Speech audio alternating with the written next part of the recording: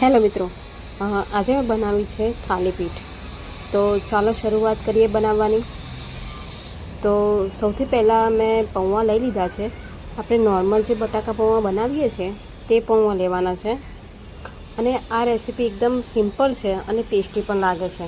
તો આ પૌવાને આપણે વોશ કરી અને એને પલળવા માટે મૂકી દીધા છે 10 મિનિટ માટે.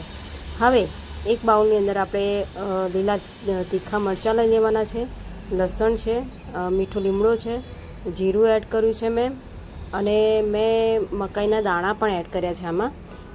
અને આને એકદમ આપણે પીસી લેવાના છે. નોર્મલી થાલીપીઠની અંદર મકાઈ હોતી નથી, પણ અત્યારે ચોમાસાની સિઝનમાં બહુ સરસ મકાઈ અત્યારે મળી રહી છે, અવેલેબલ હોય જ છે. તો મેં આજે એને યુઝ કર્યો છે.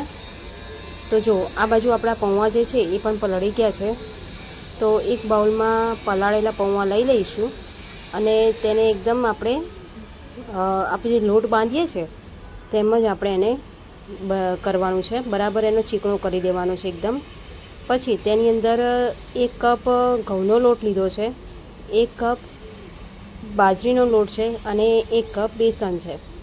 હવે આ બધા લોટની અંદર આપણે ડુંગળી લઈ લીધી છે 2 નંગ જેટલી, અને જે આપણે મિશ્રણ તૈયાર કર્યું હતું મીઠા લીમડા, લસણ અને લીલા મરચાંનું, મકાઈનું, એ આપણે આમાં એડ કર્યું છે. પછી બેઝિક મસાલા એડ કર્યા છે, મીઠું, ધાણા જીરું પાવડર, હળદર, મરચું, થોડી હિંગ એડ કરી છે આની અંદર મેં,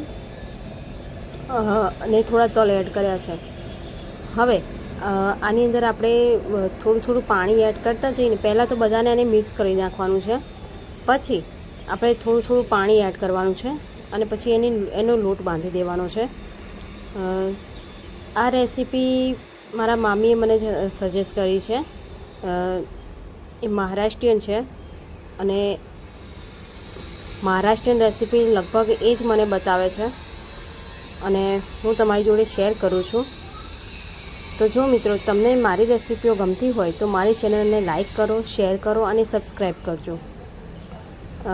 હવે જો આ રીતે આપણે થોડું પાણી એડ કરતા જઈને એનો લોટ બાંધી દેવાનો છે. પછી આ લોટની ઉપર થોડું તેલ લગાવી અને આને મૂકી દેવાનો છે.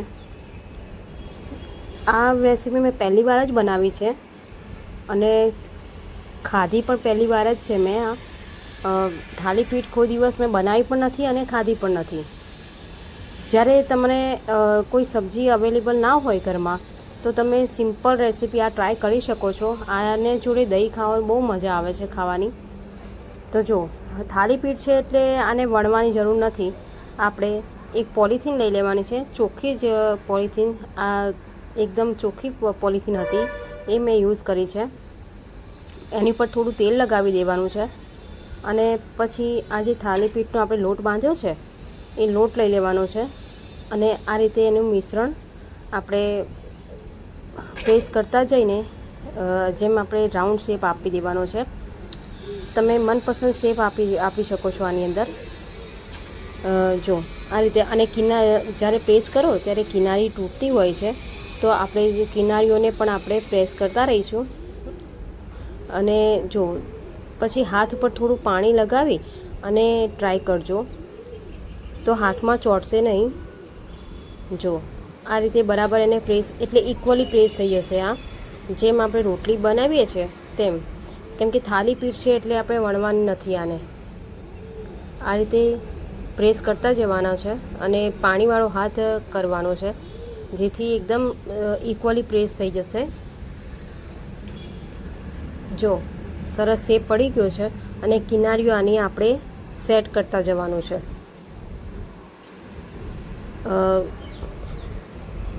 આ રેસીપી તમે ચોક્કસથી ટ્રાય કરો. ટ્રાય કર્યા પછી મને કહેજો, કમેન્ટ કરજો કે તમને આ કેવી લાગી છે. ઓબ્વિયસલી સરસ જ લાગશે, પણ મને કમેન્ટ કરજો કે તમે આ રેસીપી ટ્રાય કરી કે નથી કરી. પણ મિત્રો, સાચું કહું તો આ રેસીપી તમારે ટ્રાય કરવા જેવી છે એક દિવસ, કેમ કે બહુ ટેસ્ટી રેસીપી લાગે છે અને બહુ મહેનત પણ નથી થતી.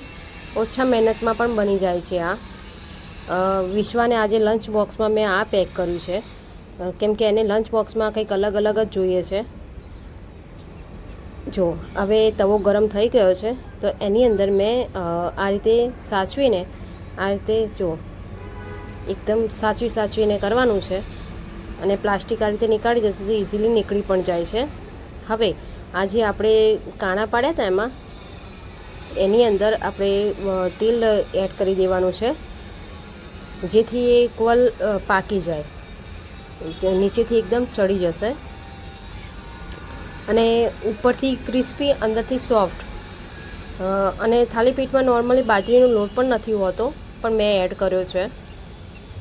હું કંઈક આવું નવું કરતી જ રહું છું એક્સપેરિમેન્ટ કે શું વસ્તુ નાખીએ તો ટેસ્ટી લાગે એના માટે.